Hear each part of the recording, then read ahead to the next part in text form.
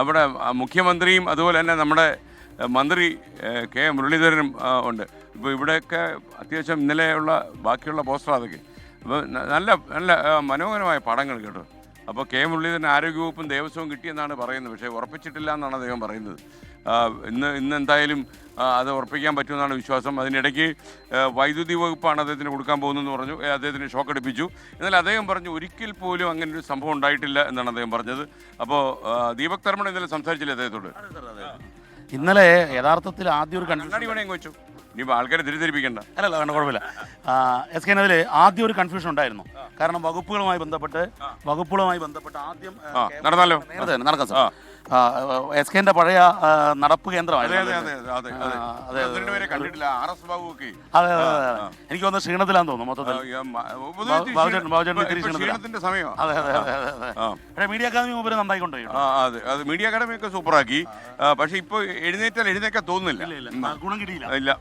ശരി. അപ്പം S K ഇതില് വകുപ്പുമായി ബന്ധപ്പെട്ട് ആദ്യം തന്നെ കെ മുരളീധരന് 2 വകുപ്പുകൾ ഉറപ്പ് നൽകിയിരുന്നു. കാരണം തുടക്കത്തിൽ തന്നെ ഈ വീടിക്കൊപ്പം ഉറച്ചു നിന്നത് കെ മുരളീധരനാണ്, നമുക്ക് എല്ലാവർക്കും അറിയുന്നതാണ്.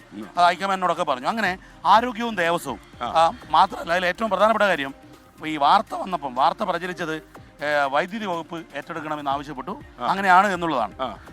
ആരോഗ്യം അത് അനിൽകുമാറിന് പോകുന്നു, KC വേണുഗോപാൽ ഓപ്പറേറ്റ് ചെയ്യുന്നു എന്നൊക്കെ പറഞ്ഞ് വാർത്ത പോയി. ഞാൻ ഈ സമയത്ത് കെ മുരളീധരനെ വിളിച്ചു.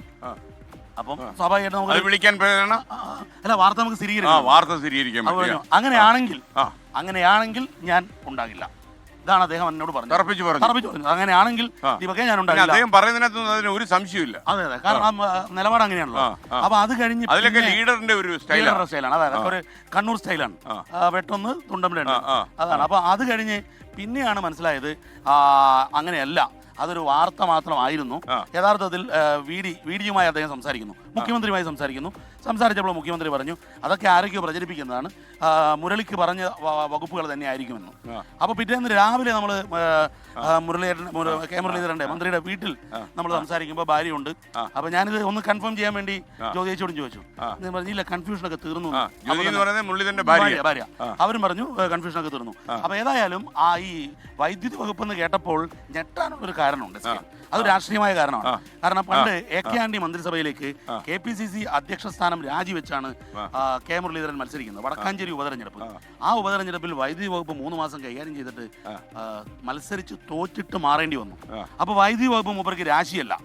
കാരണം ഈ രാശിയിലൊക്കെ വിശ്വസിക്കുന്ന ആളാണ് കെ മുരളീധരൻ. അതാണ് യഥാർത്ഥത്തിൽ അദ്ദേഹത്തിനെ ക്ഷുഭിതനാക്കിയതെന്നാണ് മനസ്സിലാകുന്നത്. പക്ഷേ എന്നാൽ അദ്ദേഹത്തിന് ഇപ്പോൾ കൃത്യമായി പറഞ്ഞ വകുപ്പുകൾ തന്നെ നൽകിയിട്ടുണ്ട്. Okay, thank U. അപ്പോൾ ദീപക് തർമൺ നമുക്ക് ഇനി കാണാം. നമ്മളിനി മറ്റു വാർത്തകളിലേക്ക് കാണാം. അപ്പോൾ താങ്ക് യു. ഏതെങ്കിലും വാർത്തയുണ്ട്? കോഴിക്കോട് പോകുന്നതിനിടയ്ക്ക് വല്ല വാർത്തയെ പിടിക്കാൻ പറ്റും പിടിച്ചോളൂ. തീർച്ചയായും. തിരുവനന്തപുരത്തൊക്കെ വാർത്തകളുടെ വേലിയേറ്റം. Okay, thank you. ശരി, ഓക്കെ, താങ്ക് യു ദീപക് തർമണമായിരുന്നു. ഇന്നലെ കെ മുരളീധരനുമായിട്ടൊരു എക്സ്ക്ലൂസീവ് ഇന്റർവ്യൂ നടത്താൻ ദീപകിന് അവസരം കിട്ടിയെന്നുള്ളതാണ്. അപ്പോഴാണ് അദ്ദേഹം നയം വ്യക്തമാക്കിയത്. ആരോഗ്യവകുപ്പും ദേവസ്വമാണ് അദ്ദേഹത്തിന് അനുവദിച്ചുള്ള വകുപ്പുകൾ. വട്ടിയൂർക്കാവ് നിയോജകമണ്ഡലത്തിൽ നിന്നാണ് കെ മുരളീധരൻ കേരള നിയമസഭയിലേക്ക് തിരഞ്ഞെടുക്കപ്പെട്ടത്. മാത്രമല്ല അദ്ദേഹം ആദ്യം മുതലേ തന്നെ പണിയെടുത്തവൻ പാടുപെട്ടവൻ മുഖ്യമന്ത്രിയാകണം എന്ന നിലപാടെടുത്തിരുന്നു. മാത്രമല്ല VD സതീശൻ്റെ നിലപാടുകളോടാണ് അദ്ദേഹത്തിന് കൂടുതൽ യോജിപ്പ് എന്ന രീതിയിൽ പറഞ്ഞിരുന്നു.